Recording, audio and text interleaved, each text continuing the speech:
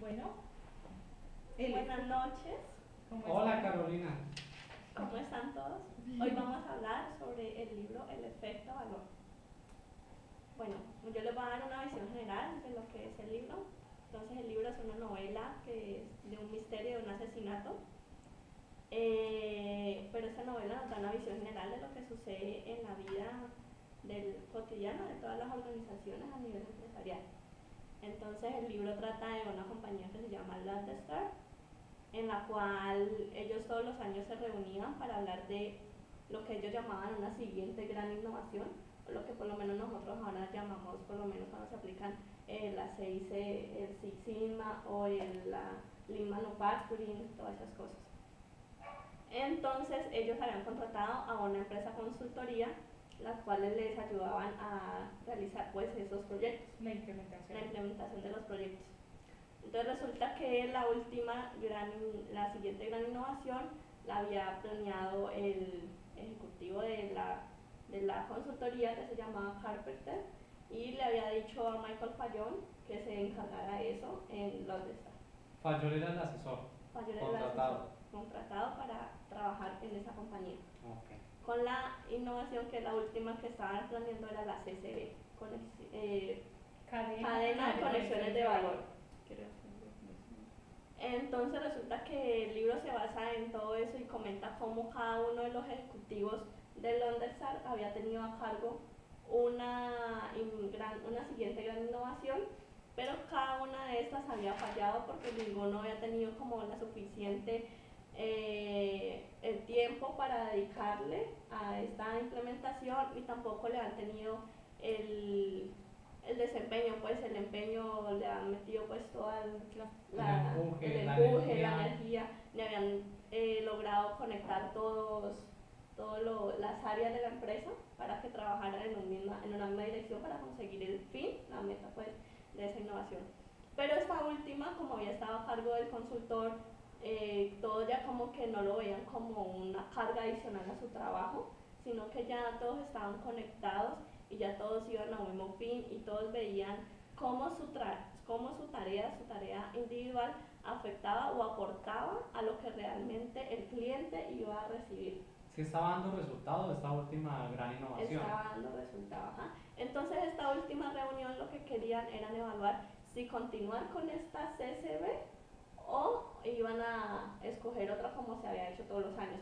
Pero como decía Fallon, el consultor, decía que lo más probable es que en la votación que iban a tener, esta resultara favorable de continuar con el proceso.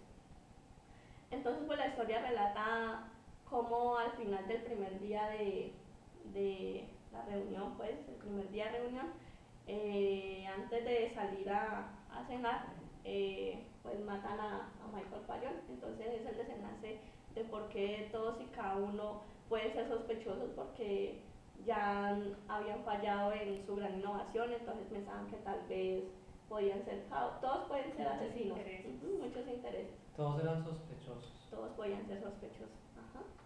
Okay. El investigador fue un policía muy famoso que decía en todo el libro que llevaba 22 años trabajando en homicidios, 23 que tenía una experticia en investigación de homicidios. Ajá. Entonces él fue, y él pues al principio del libro él comenta que él no era escritor, entonces por eso el escritor fue John Gaspari, porque él tiene toda la experiencia y todo en homicidios, pero no sabía cómo escribir. Pero como les parecía tan interesante este misterio pues y esta situación pues que había sucedido en esa empresa tan importante, entonces le pidieron a él que por favor pues contara la historia. Ajá. Pues a mí me parece como muy interesante como alrededor de una historia que pues suena más como de misterio, se ahonda, como dijiste, en el tema de la vida empresarial, en lo cotidiano, que en muchas de nuestras empresas vemos como esas iniciativas que se generan al interior de las empresas, que muchas veces son tomadas como modas, los nuevos programas, buscando siempre el mejoramiento o buscando la rentabilidad o la productividad. Desde el enfoque de cada área que se tome se abordan como eso, simplemente como modas, y cómo increíble pues que se convierte eso en nuestras empresas, ¿no? Como programas que hasta evaluamos en cada temporada si se continúa o no se continúa y que son siempre como muy sesgadas o muy sectorizadas y que eso hace de pronto que no logren tener el efecto o los resultados deseados o por lo menos que no sean sostenibles. Pero es en el caso en que no funcionen, porque desde el momento mismo de la concepción, las directivas de las empresas lo toman como una moda, entonces ni siquiera dejan que madure una idea.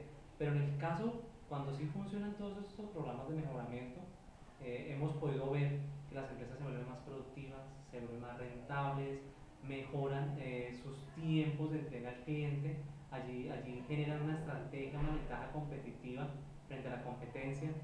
Han logrado también de pronto minimizar los ciclos de producción, los tiempos de ciclo de un producto, y por ende disminuyen sus costos.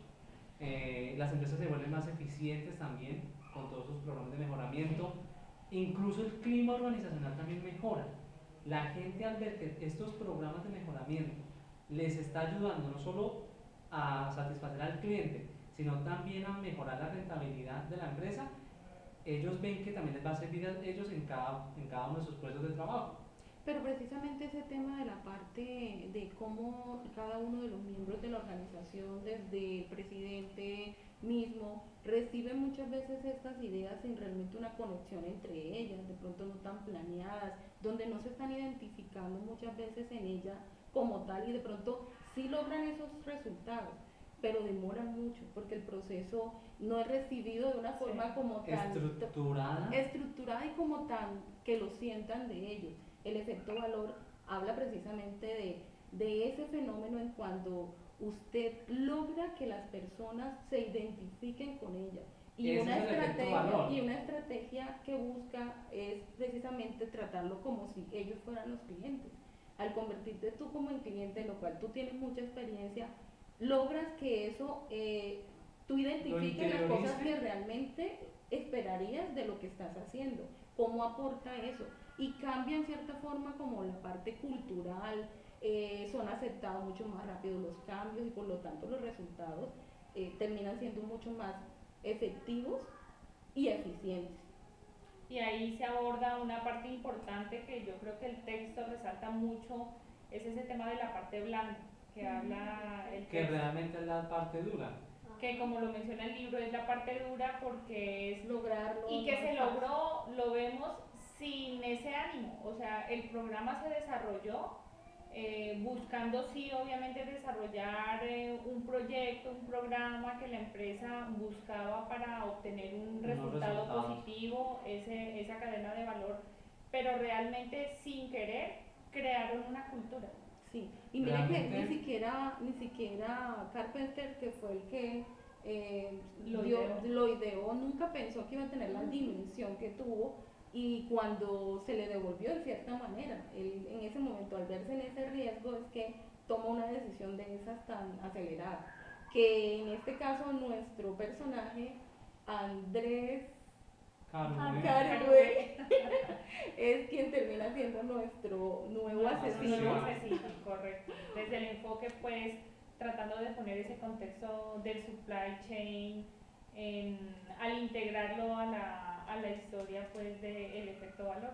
Y que realmente, en cierta forma, lo que se sintió fue, pues, amenazado, pues, estaba de moda, él era el personaje que lograba, sí, claro, lograba ponerle motor a todo y energizar el proceso, pero no de una manera autónoma por todos los participantes, sino dependiente de él. Y buscando beneficios individuales. Correcto, sí, o sea, por sostener ese estatus, ese reconocimiento y, como dijiste, el protagonismo ante la empresa. Y yo creo que en las empresas también vemos a veces mucho de esos actores protagonistas, y lo hemos conversado en clase, de pronto la figura del apagaincendios, que a veces es tan aplaudida, pero que realmente en la realidad o en la práctica no le da a la empresa esa sostenibilidad y esa confiabilidad. Y no le agrega valor porque a la larga todas esas son improvisaciones, faltas de planeación, faltas de algo muy estructurado, secuencial, con una sincronización adecuada para que los costos que están ocultos detrás de todas esas cosas no afecten realmente al producto. Terminamos con estructuras muy pesadas, con actividades muy lentas, una burocracia que al producto final se le agrega como un costo adicional. Y ese costo adicional al final el cliente lo es va, el que lo asume. El que lo va a asumir. Correcto. Y yo creo que pues ese es como la gran conclusión o resumen que podemos sacar, lo que es el efecto valor, que es lograr esa alineación de empresas, yo creo que independiente del tamaño, grandes o pequeñas, con áreas muy o poco estructuradas, logren tener un direccionamiento o un foco a cumplir las expectativas del cliente sin descuidar obviamente todo lo que necesitamos para ser productivos, para ser eficientes, para lograr que una empresa sea obviamente rentable y sostenible, pero todos focalizados en esa misma dirección, que desde las diferentes perspectivas se aporte para lograr ese objetivo. Y que al final nosotros, el nivel de supply chain, al llegar al nivel de supply chain es un gana-gana que debe haberse reflejado alrededor de toda la cadena. Proveedores deben sentir que realmente tú les estás aportando, los estás involucrando, le colaboras y hasta no los pones en jaque. Muchas empresas han quebrado realmente algunos proveedores porque no logran realmente ser una colaboración con él. Y al final el cliente no tiene por qué asumir un costo adicional porque simplemente yo soy ineficiente. Como decía ahí, finalmente el valor es lo que el cliente obtiene sobre el costo que está pagando. Y lo que tiene que hacer la empresa es maximizar todos esos esfuerzos para que así el valor le llegue al cliente, para que el cliente perciba un producto al cual se le agregó. Y lo otro es estar siempre en posición del cliente y viendo que el cliente cada día está requiriendo nuevas necesidades y es más exigente.